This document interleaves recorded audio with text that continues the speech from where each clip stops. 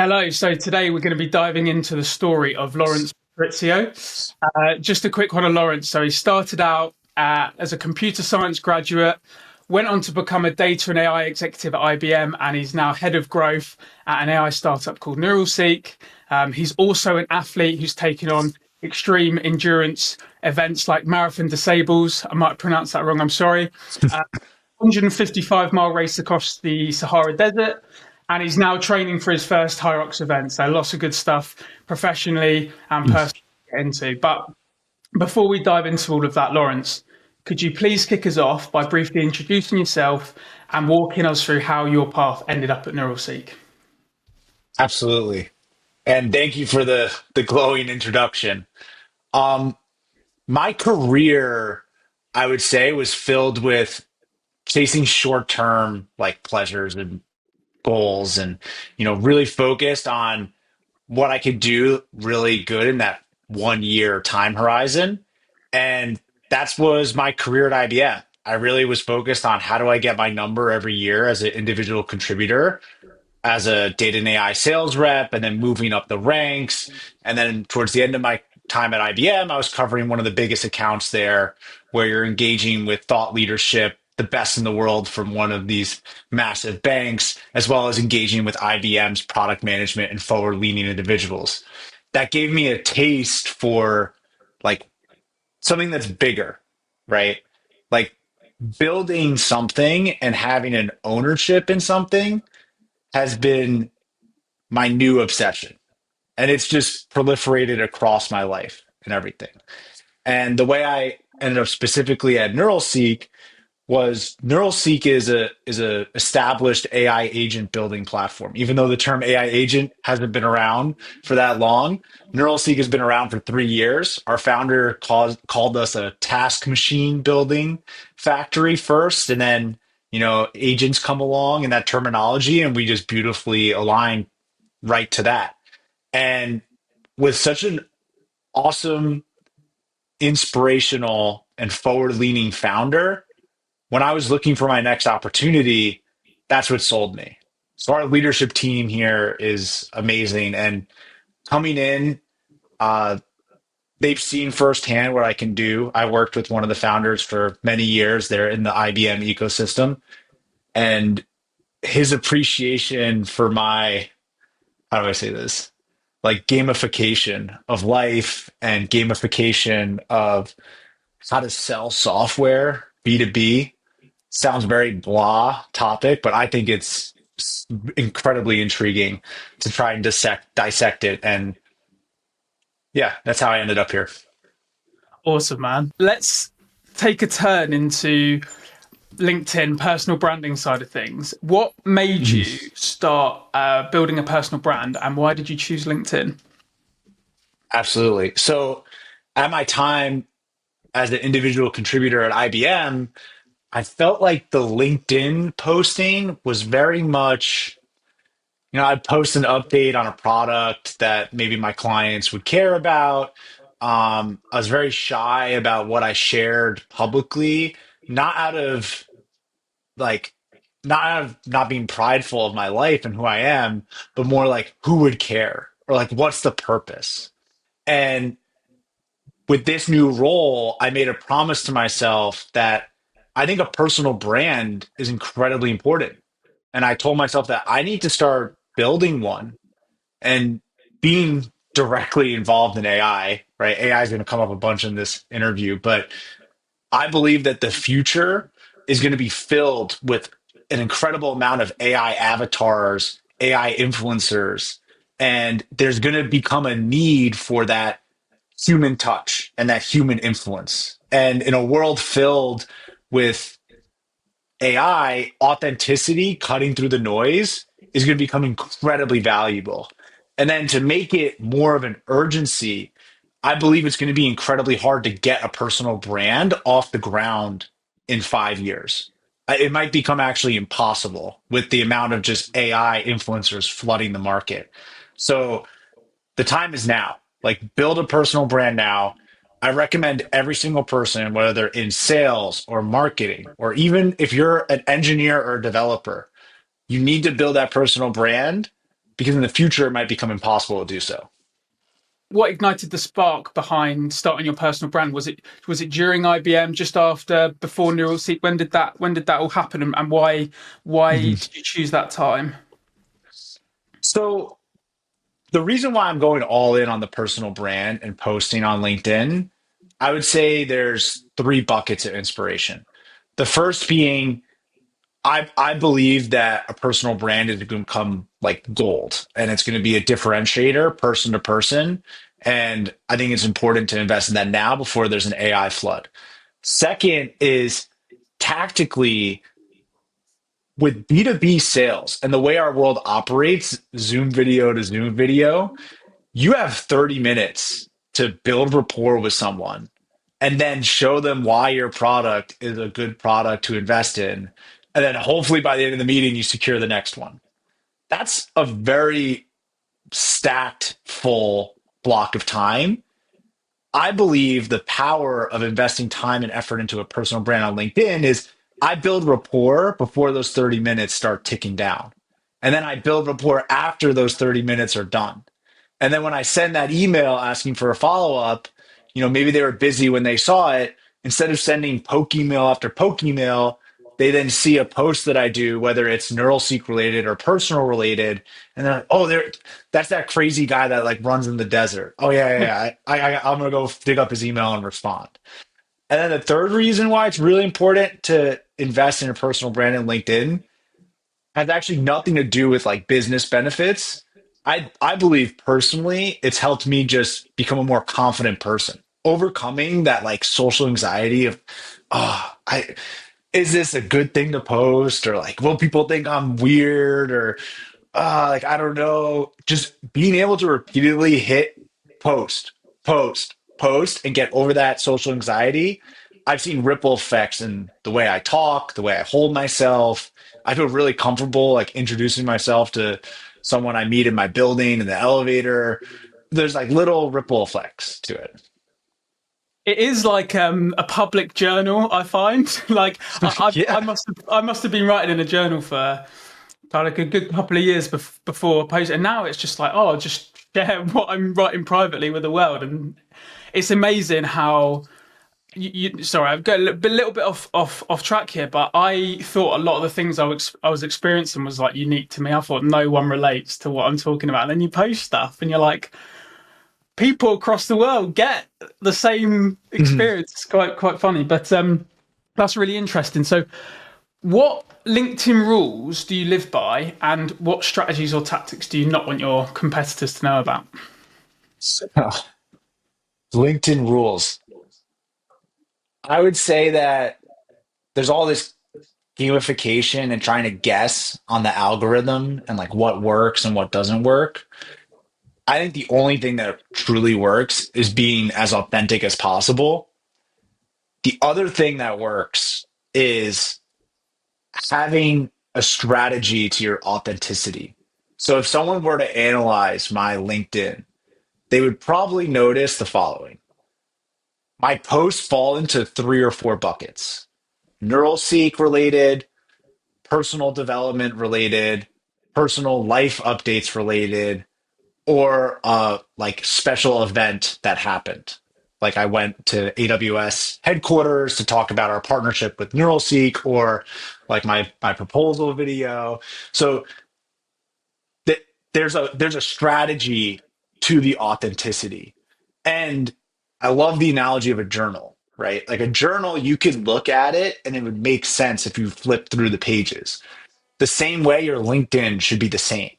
It should be like, okay, I can tell the post to post, like there are like story arcs. There's a theme that's going through, right? You want to be able to, when someone sees your post, they know that it's going to be something related to one of those themes. What happens, Lawrence, when you want to post about something that's outside? Do you have a rule, or do you just keep it strictly within the three? Um, I think my rule is that the three are not rigid month over month. I would say they're more fluid, right? And then if I post something that's maybe tangentially aligned to one of them, and then it gets really good impression traffic, then maybe I align like one of my pillars like going forward, and it kind of like weaves in that direction and then starts building up that way. And it comes back to storytelling. You can relate like anything that's outside back into the three. That's a really good point. Awesome. Mhm. So that's a lot of good stuff on LinkedIn personal branding there.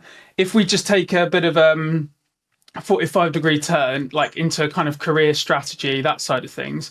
I know that something you've talked about before is navigating your path, networking with purpose. How do you actually Mhm. do that in reality? Why does it matter? Why do we need to network with purpose? And then how has it shaped your career? So I forgot exactly where the source is for this quote, but I've heard many different people say it in different ways. Anyone who's worth meeting with doesn't have the time to meet with you. So when you anchor yourself on that rule, that anyone that I would like value their opinion or like value their time, like truly like I would do anything to talk to, de facto they're successful enough that they're going to be pretty busy. And then I read a lot of Robert Greene, author of 48 Laws of Power, and he has a whole book about mentorship and being able to find the right mentor. But he talks specifically about how do you get your mentors buy-in into you. And if they're a good enough mentor, there's nothing that you could do that they can't do better than you. So by operating by that rule, the one thing he suggests you can provide a mentor is time. And you could do it through manual labor tasks like pick up someone's dry cleaning. But the other thing that you could provide is, hey, I researched this topic that I know you're interested in, and then you could provide your point of view on that topic. So I know this question was specifically about networking, but I think networking in sales is very similar.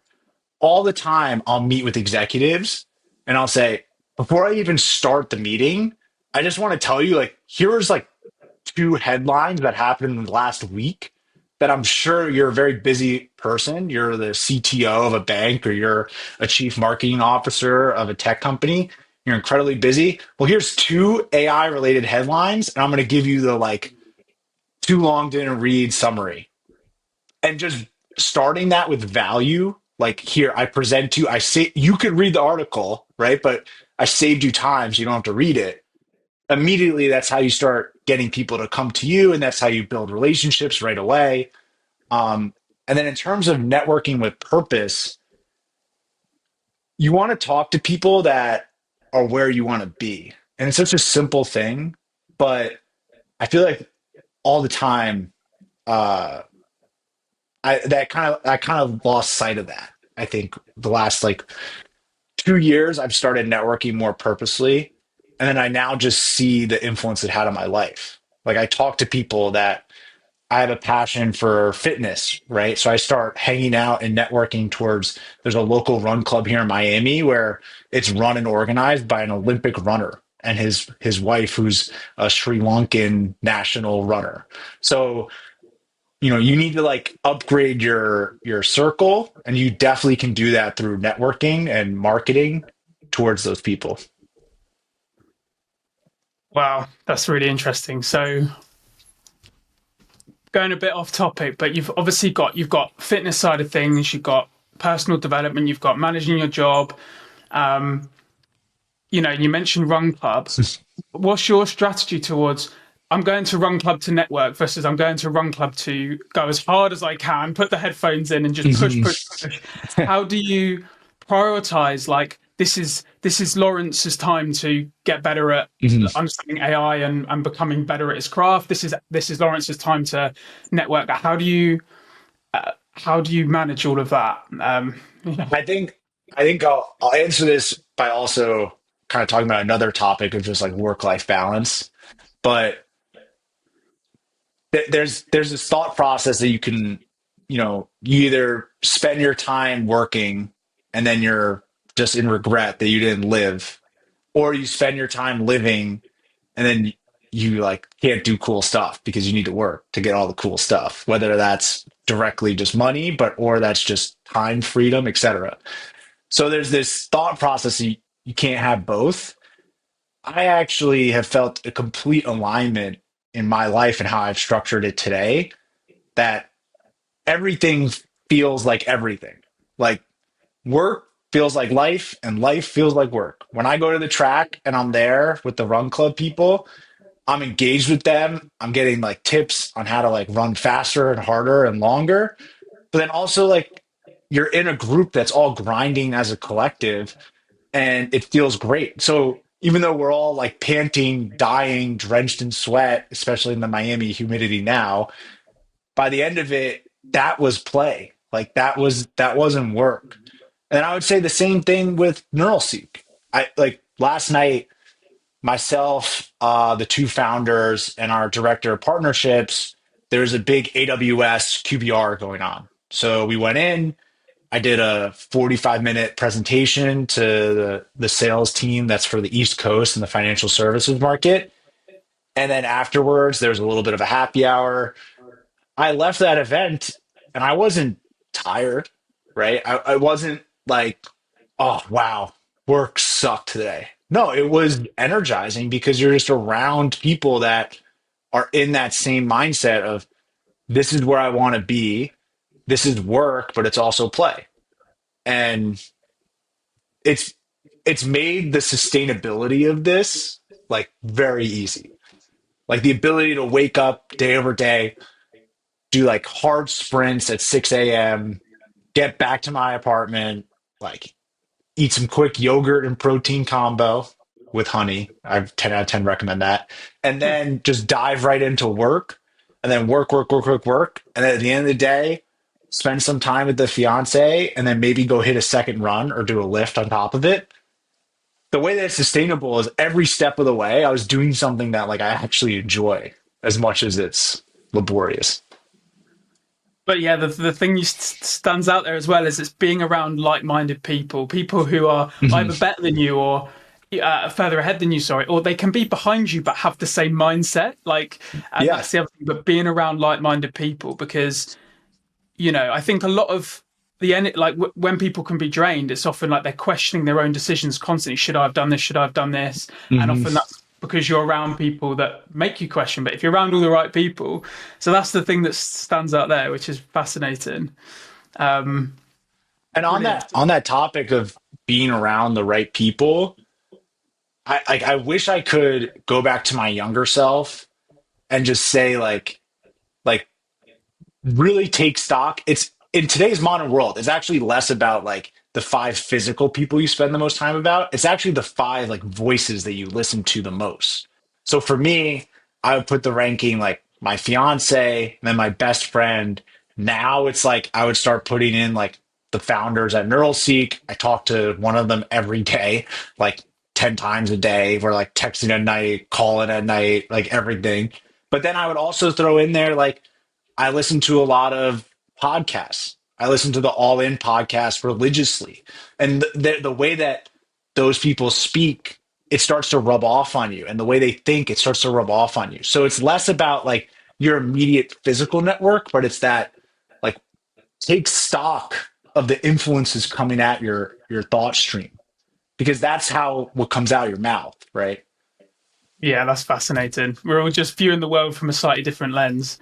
And yeah, if we plug in the right inputs, we're going to see what the world from a lens that's going to help us move forward, which is what we all want to do, which is great. Yeah. Let's move on to talk about fitness and personal growth. Quite a few Mhm. questions. There's a lot to dive into. Uh, how did you first get into fitness, and what ignited the spark like this time around with getting into ultras, and obviously Mhm. now into high rocks?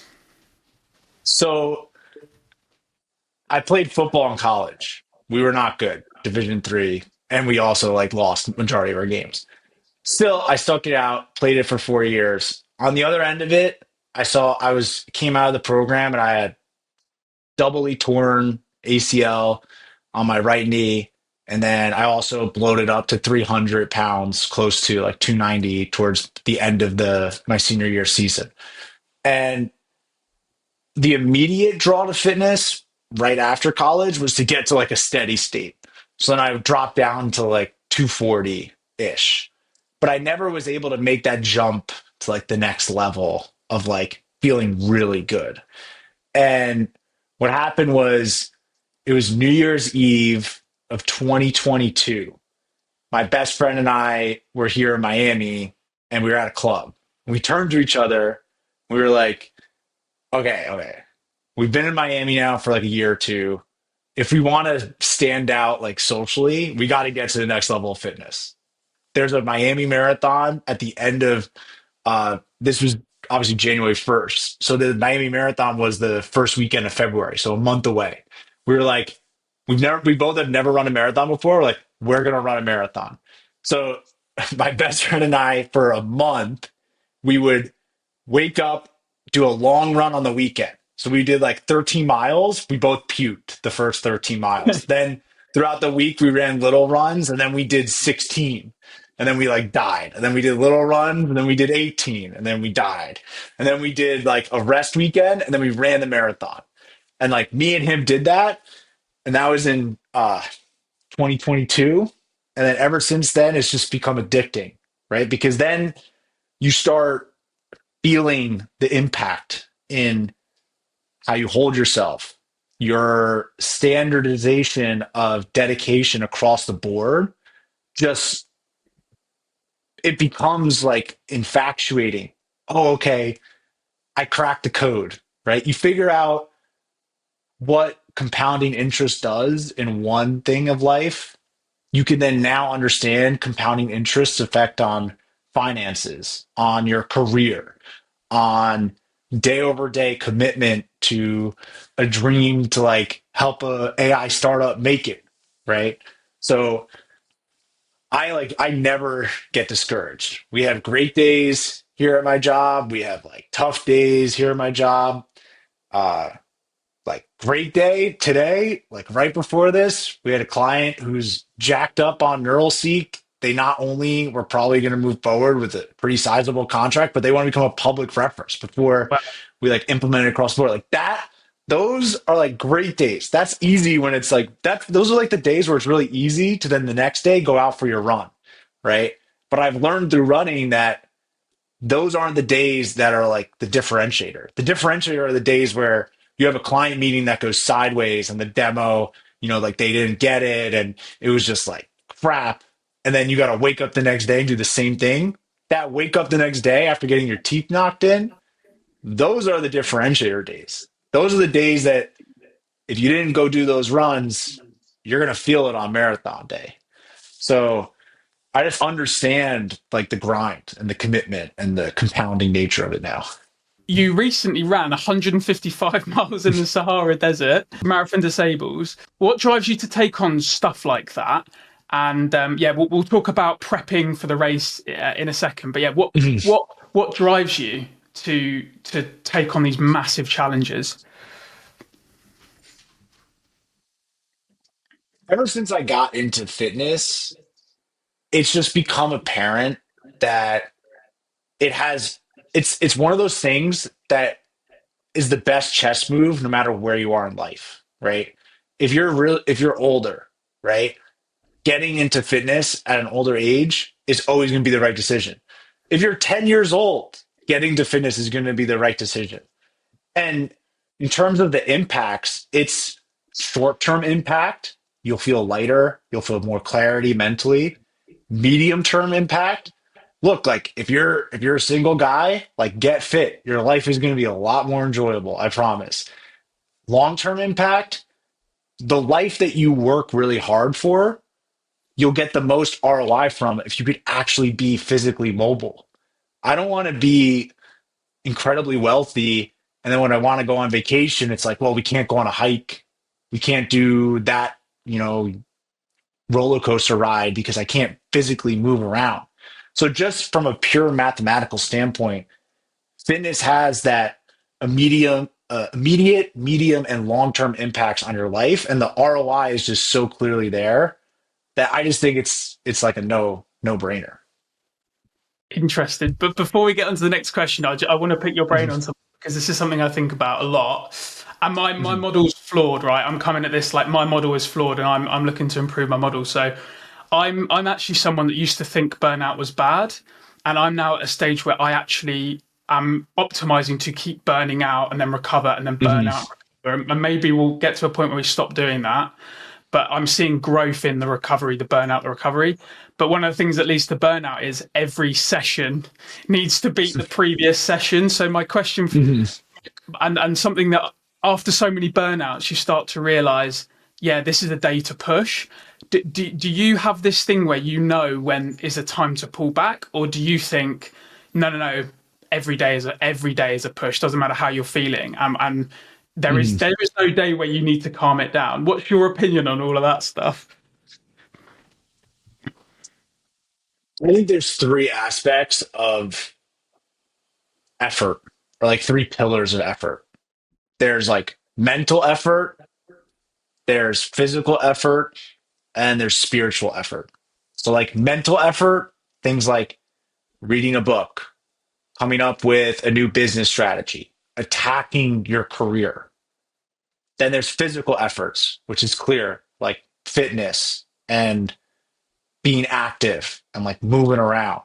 And then there's spiritual effort, which is self reflection, doing the hard work on understanding like who you are and what you value. I believe that you should be in full tilt in one of those three pillars at all time, if not two out of three. And if you're really on your game, maybe three out of three. So I've had seasons in my life where I've gone all in on one of those pillars or two of those pillars. And by going all in on one, it then becomes the foundation. So then during the next season of life, you can go all in on another one. So right now, I'll say I'm all in on like my fitness pillar.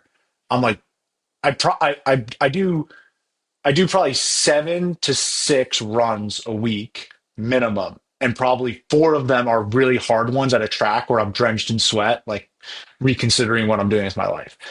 Then I'm also doing lifts, and I'm also doing hit, and I'm also doing yoga. So my fitness is like ramped up 10 out of 10. And then my mental is like at a 7 or 8, and I'm pushing really hard with work, and I'm clocking in the hours, and I'm constantly thinking about like what's some innovative new thing we could do, what's a new program, what's a new angle, what's a different sales pitch. I'm like thinking about it.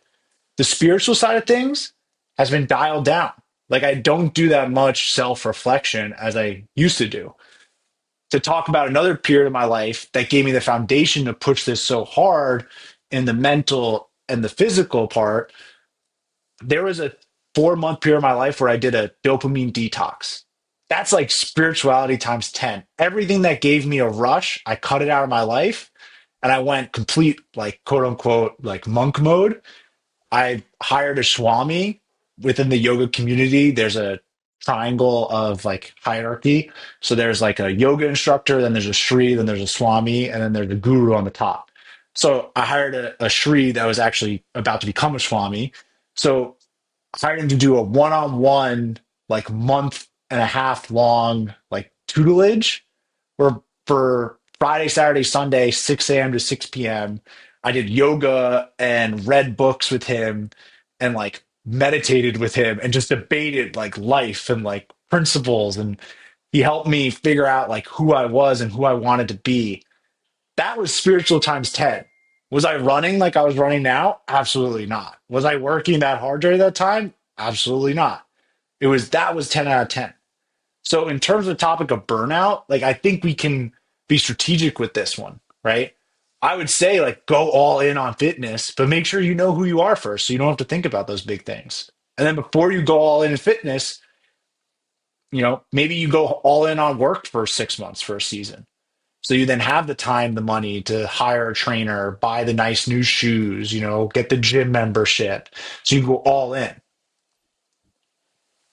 So for you, say if you say in this season we're going all in fitness pillar, if your Mhm. goals just happen to shift, are you happy to then take a hit on some of the fitness goals to bring up another one? Are you happy because you Mhm. see it's the natural flow of life? Is that how I you? think like on the topic of goals, I at least try to think about things in a 1, 2, and 5 year horizon. So I like to give myself enough of a time horizon to see something through. So with this like new high rocks goal where I want to get nationally ranked in high rocks, we're doing an event in Germany in October. So that's like a 5 month like lead up to the first practice event, right? And then the real goal, the real target to get nationally ranked is Miami next year. So that would be April 2026. So it's like a full calendar year that I've decided like I'm going all in 10 out of 10 fitness. NeuralSeek, when I took the job, started the job January. I told myself this isn't like a 3 month passion project or 6 month. This is when and if things go sideways, right? I'm in, I'm locked in. So, like, mentally, I'm like, I'm not considering any changes for 2 years, right? And just when you put things on that horizon, it makes it easy to stay committed to the daily grind, right? If you're putting things in oh, NeuralSeek has to be successful in 3 months, right? If you give yourself that, you're setting yourself up to fail because then you're gonna start panicking. It's gonna be like, oh wow, I'm 2 months in, it's not going great. I got to jump ship. I got to figure out what's next. Blah blah blah. No, no, no. Just like calm down, come up with goals that you really care about, and then be like a year. Give myself a year. Comes back to what you said earlier. You're fully aligned. Yeah, you know yourself. Longer time horizon and I'm fully committed. Almost like burn the ships almost. But brilliant, mate. So let's get back to the Sahara Desert, 155-mile run. How did you prep for the race? So I live in Miami, which gives me a little bit of an advantage where I can start doing runs in the middle of the day. So I would carve out my like lunch block and I would do work earlier in the morning around like 6, 7 a.m. So then by the time like 12 o'clock comes, I can go logistically go bake in the sun while running. And then what makes MDS such a unique ultra marathon is it's a staged race. So it's 6 stages broken out. You do 20 miles, then 25, then 20, then 50, then 25, then 20, then 13. So it's a stage race, but you have to carry all your food. It's self-sustained. They provide water and then like a really crappy tent, but outside of that, you have to carry all your food for the week. So to prepare for that, I would go running with a 20-pound ruck bag, because that's the weight that you started at the beginning of the week. The other thing I did was I would take as many walks as possible. So you can't really train to do that amount of volume week over week. 155 miles is incredible amount of volume. There's like Olympic runners that get close to that, but even they don't sustain that week over week. But what you can train for is you can train for the amount of damage your feet's going to take. So I would do like a bunch of walking, just take a call outside in the sun, walking. And then I went into the race and everything that could go wrong went wrong, but my body was ready. And honestly, with the whole proposal concept that was going to happen at the end, I was bought in. So I wasn't going to not make it. I was going to make it no matter what. That's really good about the walking. I think Cameron Haynes recently did a podcast and he was talking about he couldn't get the running in, so he just ended up walking a ridiculous number of miles. But and also the thing about starting off with a heavier pack, right? And the pack gets lighter, so you've kind of got the mental benefit of this is going to get lighter over time, I guess. But what were the highs? What were the lows? What any standout moments before the proposal during the race? Does Yeah. anything come to mind? I think the high overall was you found like your people, right? We were talking about networking before and just being around the right crowd. I think like there's a special type of crazy that signs up for that race. And then within that special type of crazy, I would categorize that there were the crazies and they were like, this is all they do. And they're like, just like very crazy about ultra running. But then there's like my type of crazy where I like to be crazy in like every part of my life. So like everything I do is tuned up crazy. And oh my God, this one guy I'm thinking about specifically, his name is Jamie. He is like me, but living in New York City. Like literally and we've stayed in touch and like we've hung out a couple times since the race and it only happened in April. And I'm actually about to go to New York City next week and we're gonna go do like probably like a 20-mile run in Central Park for fun, right? But No, he and I, like, you just find like that other person that's like, yeah, I just signed up for this race. And it's like, yeah, I also am like crushing tech world and I'm like pushing the boundaries in life. And so those were the highs. I'll tell you the low. The low was everyone who signed up for this race understood that you need to have special preparation for your shoes. So there's these things that are called like shoe gaiters. So you have like a neck gaiter that goes around. So the shoe gaiter goes on your shoe and you're supposed to sew it onto your shoe so sand doesn't get in. Makes complete sense. I show up without the shoe gaiters and everyone looked at me like I was a dead man walking. Because when the sand gets into your shoe, especially this like fine Sahara Desert sand, it's literally like your feet are getting put through a grinder. So the other person I knew who didn't have gaiters, he actually like DNF'd after the second day. He's like, I'm not doing this anymore. So I lost three toenails, and I had blisters on every part of my foot. Like it wasn't like spared. It was very brutal. So that was the low. And then the worst of the lows was during the 50-mile long day, um, miles 38 to 42, I thought my feet were going to pop just from all these blisters. So I walked 7 miles in the heat because I just couldn't like get to the point of like moving fast enough on these feet. And then when I got to the next aid station, I kind of figured out a trick that I did the rest of the race where I would literally lay on my back and put my feet up in the sky and then for do that for 5 minutes at a time. And then the blood would like rush out of my feet so that I could run for an hour. So I did that like every hour for the rest of the race. isn't it amazing that when you're like in the deep end, your body just manages to find these ways of adjusting? Yeah. Yeah. Yeah, Mentally, I that was like a pure like, oh, maybe it'll work, maybe it won't, but we have nothing to lose. Let's try it. love it. We have talked a little bit about kind of how all the pillars feed into each other and how they're kind of separate on their own. But just a quick one. Is fitness more about the personal growth side? Is it about professional growth side? Is it both? If it's both, how do they stack up? What are the priorities for you? I think everything's related. Like everything is related because it's all a spiral. This is what I think people don't want to admit this, but everything in life is connected. So if you wake up and you don't go work out and you have some like big croissant with a bunch of butter and cheese and just like blow up your calorie count for that day. And then, you feel bloated, you go into some work calls, maybe you don't have the right energy. That sales call goes sideways. That internal call with your boss is very blah and boring. And then you have a rough work day, you go home and then, you go to your girl and then it's like, like, you're not really like having a good time and then you get all like sad. Okay, maybe you go, watch some television, maybe watch too much TV, and then the combination of the blue light and your energy being low, then you don't get a bad night's sleep and then you wake up and then you don't want to work out and you look toward the croissant for momentary pleasure. So it's like it's all connected.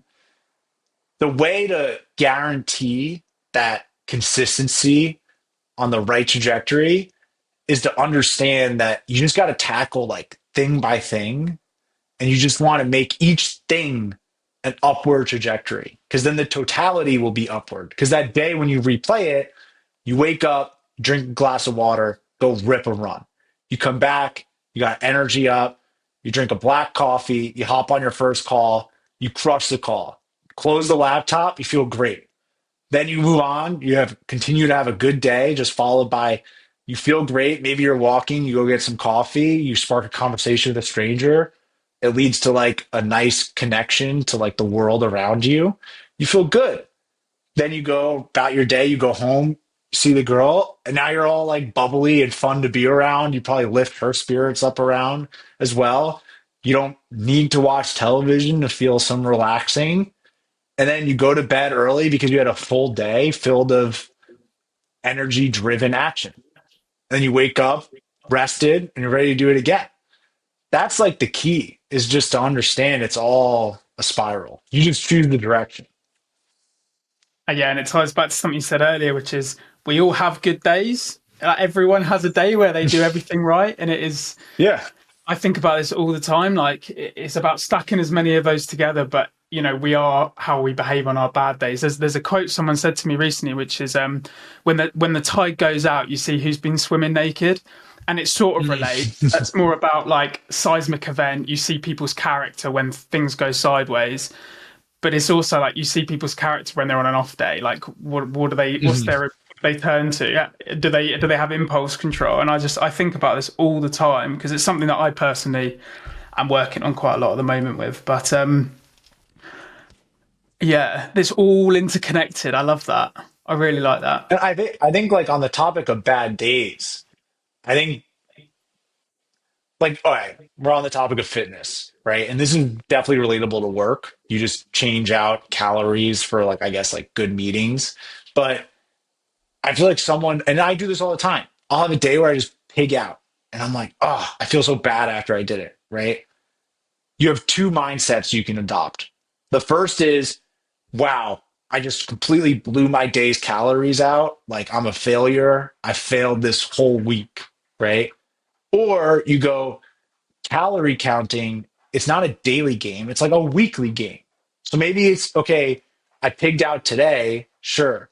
But all I got to do is just be a little leaner and a little more disciplined each day to balance out. That's easier to digest, right? So instead of focusing on, okay, I had one bad work day, right? Just be like, okay, that means I just got to be like a plus the next 4 days, and then the four little pluses will negate the big minus today. Mate, I love that. Someone said a quote which was, are you on the positive treadmill? Are you on the negative treadmill? And I used to berate myself for being on the negative treadmill, but now I go, compared to last year, am I on the negative treadmill less? So, say if I have one of those days where I have let myself down, or maybe I've picked out, or whatever, I go, okay, but we can, instead of it being 2 days, we can make sure it's one day. And then you can make that into a win, and then you can move on and go, tomorrow's going to be a great day. So, there is a way of like actually making it a win by just by zooming out. Exactly what you said, going from the day to the week. Okay, we can still have a successful week, which is a positive way of looking at it, but we also shouldn't make it acceptable. It's kind of a funny one. But just before we move on to NeuralSeek, just a quick one. How do you define success across your different pillars? Like, for example, with running, you mentioned about going hard. Are you measuring it by the internal feeling of I've worked hard, or are you measuring it by we hit that time? Oh, this is such a good topic of measurement of success while focusing on longer term goals. Running is a great analogy because you can't actually see where you truly are without completely ruining a training cycle, a training block. And by that, I mean, so this past weekend, I just did a 10K. I did not let up my training leading up to the 10K sprint, right? I gave my full effort during it. And I also did like PR and I got under my target time that I wanted as like a benchmark of my training progress. But if I like completely did a full taper and reduced my weekly mileage to the point where I went into that 10K feeling completely fresh, I would have done even better. But this is the part of the game that people lose sight on is you need to like forego that temporary pleasure of like nailing some measurement metric and just understand that you're in the heat of a major training block and you just need to trust that your training and the plan you put in place originally is going towards that long-term goal. So with to relate that to a topic of work, you're not like right now we're doing some major things at NeuralSeek, which we can get into. But to relate it to this, like one of them is we're building an ecosystem play around like developing and contributing and publishing AI agents into a marketplace, and that's not going to win us deals in the short term, right? And I could do a bunch of posting about it right now to get some external validation. But one, it might fall a little flat because we don't have like a ton of partners contributing at the moment, and we're still rolling that program out. And two, it might give my competitor an idea that I don't want them to take. So you need to like forego that temporary like validation to then be able to stick to the long-term goal. Let's move on to NeuralSeek because we've got a lot to talk about. You're currently head of growth there. Can you give us a quick overview of what NeuralSeek actually does and what your Mhm. role looks like on a day-to-day basis, please? Yeah, so NeuralSeek is a true no-code AI agent building platform. It was founded on two principles from our CTO founder.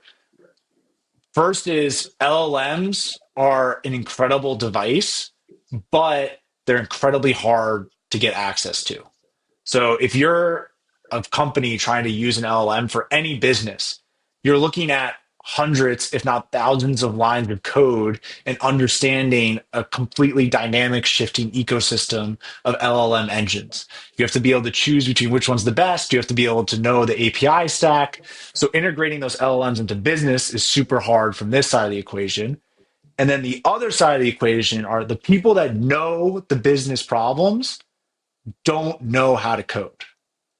So by this gap of a need to know how to code to use LLMs properly and the business that know your business problems not being able to code, NeuralSeek is that middleware. In short, we're an LLM to business broker via true no code drag and drop task machine formation studio. And then in terms of my role here at NeuralSeek as head of growth, uh, I wake up completely like humbled and blessed that the founders were willing to give me this role. I was an individual contributor at IBM. Nonetheless, I was like at one of the largest accounts at IBM, but individual contributor focused primarily just on sales, right? But my role here at Head of Growth is I do everything from sales to marketing to influencing our like ecosystem sales strategy to getting involved in larger alliances with our AWS partnership. So I really am doing a lot. Basically, I would say anything that results in potential revenue for NeuralSeek, I will get involved in and I will drive and do what I do with everything, which is just go crazy and all in on it. Yeah, you strike me as a guy that's good at context switching, can just jump from thing to thing to thing. Which is the opposite of myself. I'm like one thing at a time kind of guy, which yeah, so it super impresses me. But super fascinating. So what's the vision of NeuralSeek and where are you trying to get to? So I think I think what we're trying to do right now can be centered and rallied around that problem that was what birthed NeuralSeek in the first place. Is this everyone wants to do AI, right?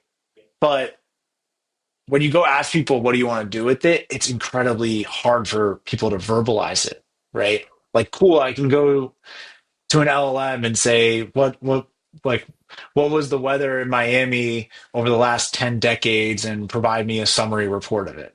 Awesome, but like how does a business actually leverage that? So when I think of our vision is rallied around helping people understand how manual tasks today can be transformed leveraging AI agents. And with that as our rallying cry, we want to deliver that with as much speed, simplicity, and success as possible. So we have all the no code to help you do this quickly. We then have an incredible growing ecosystem of pre-built AI agents that are contributed from our NeuralSeek development team, from our engagements with clients, but with third-party consultants. And then now we're expanding to have internships and cohorts of students contribute to this marketplace. And then on the topic of success, we have bar none the best AI guardrails that when I present it, all the time people say this is world class. We have semantic scoring that's proprietary for our platform. We have PII detection for every PII that you would want, and then we have the ability to redact it. We then have the ability to put in something like a minimum confidence threshold. So based on that semantic score, which is comparing the output from that LLM engine that you chose with the knowledge base that it's using as its knowledge base, we're able to give it a semantic score. And then with a minimum confidence threshold, we can say, hey, if it's not past 20% confident, I want you to override it with a message that says, call my sales guy Lawrence and yell at him instead of this chatbot. Or we can have it kick off another AI agent that steps in, and then that AI agent could do things like send a customized email to that client, or they can kick off a Slack message that then goes out to the team, and then the team could physically step in. So the combination of speed, simplicity, success is our rallying cry to help deliver AI to business. There's obviously NeuralSeek, AI. Let's actually talk about AI being the great equalizer. I know that's something you've talked about. What do you mean by that? So this is actually something I'm very passionate about because it was great advice given to me when I started my sales career is technology is always going to be an equalizer because technology is always going to be changing. There's always going to be a new thing. Right now it's AI. God knows what it's going to be in like 2 years, 5 years, but it's going to be something different, right? It's always going to be something new. There's always going to be some hot thing. If you're a young budding professional, especially in sales, and you want to crush it, I would recommend spending 5 hours a week reading, listening, researching some brand new topic.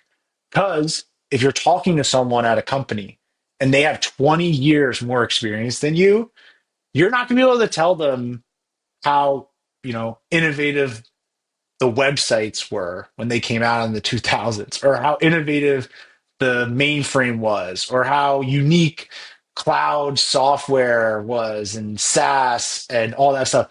They lived it, they understand it, they've talked about it for decades. You know what they haven't talked about for decades? LLMs. You want to know what they don't understand? What a transformer is. Throw that out in a meeting, and I bet most people will like look at you crazy. So if you do your research into the hot topic of today, you will instantly have value for your clients, for people you're talking to on the street, wherever. So I see AI even more so than normal technology innovation coming along and being an equalizer.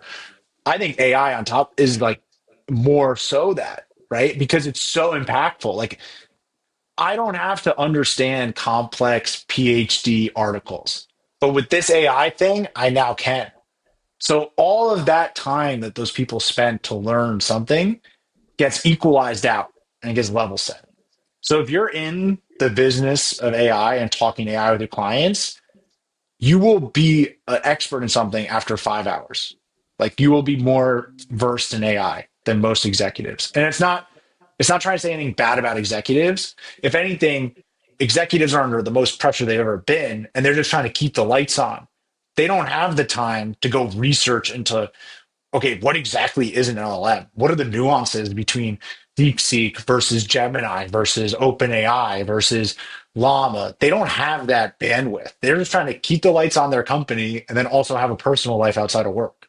So if you can bring and distill that like fire hydrant of knowledge that's being thrown out in the world and distill that down for people in a short, succinct way, it'll open doors and it'll equalize everything. Yeah, that's really interesting. And like you say, if you're a young person, you're thinking, how can I offer value when I haven't got years and years of experience under your belt? Where it's like these older people don't have time. They don't have time to be sitting on, ChatGPT and compiling all this information and summarizing it and then give it. So that is how you can offer value, by researching, Yeah. by distilling and keeping up with the technologies that they don't have time for. So that's a good tip. That's a really good tip. So moving on to becoming unforgettable. Everyone wants to be memorable, but why should we be unforgettable? Why do we need to go that far? And how can we become unforgettable? I have a story that I want to tell about this lesson. So being in Miami, right? You find yourself in interesting circles, and through someone that I met in my building, he was having a big birthday party, and then I go to this birthday party, and at one point it was like a dinner. So the very like sit down, you get to know people around you. The guy sitting next to me, I'm not going to say his name, but he's an influencer here in Miami, over like 2 million followers on Instagram. He runs like a lot. He has a business, blah, blah, blah. And then someone asked him, they said, "Hey, how do you do all of that? Right? How do you do all of that?" And then I swear he went his hands like this, like a whole room of 20 people. He paused the room, it was great theatrics, everything quiet. And he just leans in. He goes, "I just do it." And everyone starts clapping. And I look just like you, and I'm like, "What? What do you mean you just said a Nike quote to a table of adults, and everyone ate that up, right?" And then I'm reflecting on that the next day, and I was like, "Oh, it clicks. What he said has zero value. It's his resume. That's why people reacted that way, right?" The guy runs a marathon a week. He has a successful real estate business. He wrote a book. He has this unbelievable, unforgettable resume, right? So the content you actually deliver, it's going to resonate 10 times more when you have a resume of impressive standing behind it. So at that day, I wrote down a list of like, okay, what could I do that would make me unforgettable? And running an ultra marathon was actually on the list. So by investing in being unforgettable, it actually makes it easier to present. It makes it easier to connect with people because it's less about what you're saying or what you're doing. It's more about like they're like, "Oh, his resume, like, yeah."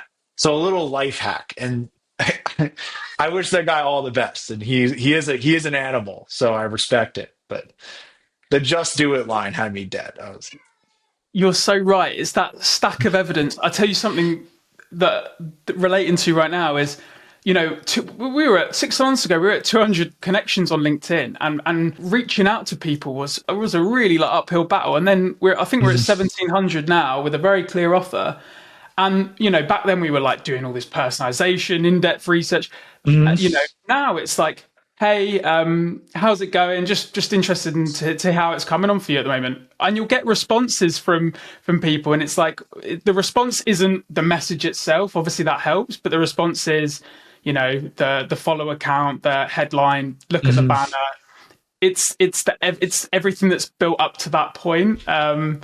So it is the stack of evidence, isn't it? It's very interesting. And when you do that investment in, it's going to be hard, right? To get that resume is hard. Like you said it, like going from 200 to 1,700, that was a grind. That was hard. But then it makes it easier for probably the next 10,000, right?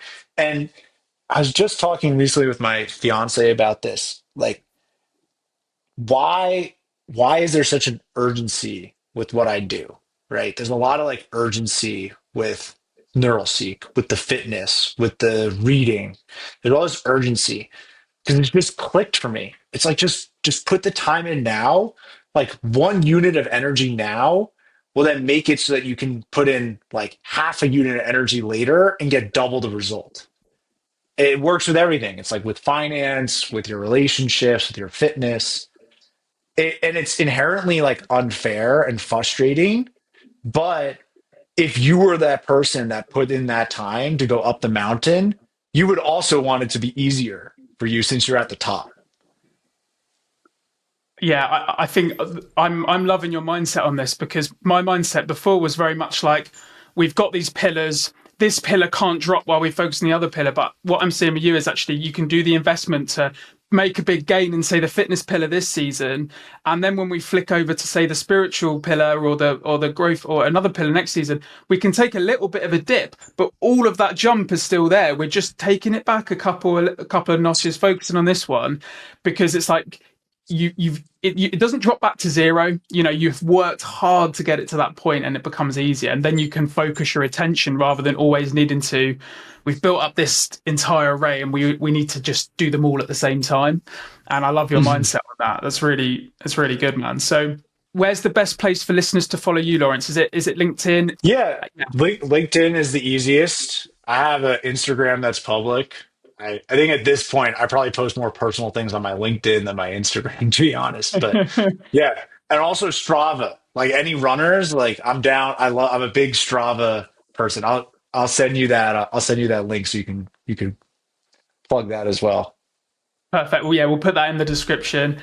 And yeah, Lawrence, it's been an absolute pleasure having you on today, mate. I think the things that stand out to me are it's everything's connected. You're committed to excellence in all realms. It's not like we do fantastic in career and we let everything fall down. But I think the one thing where the real area you're standing out for me is there's a lot of entrepreneurs out there building personal brands because we have to, but there aren't as many role models who are pushing it elite level in companies, head of growth, head of this, who we can look up to and say, that's the kind of guy I want to be like. And I think you are one of those guys for younger men, especially to go, that's the kind of guy I want to be like.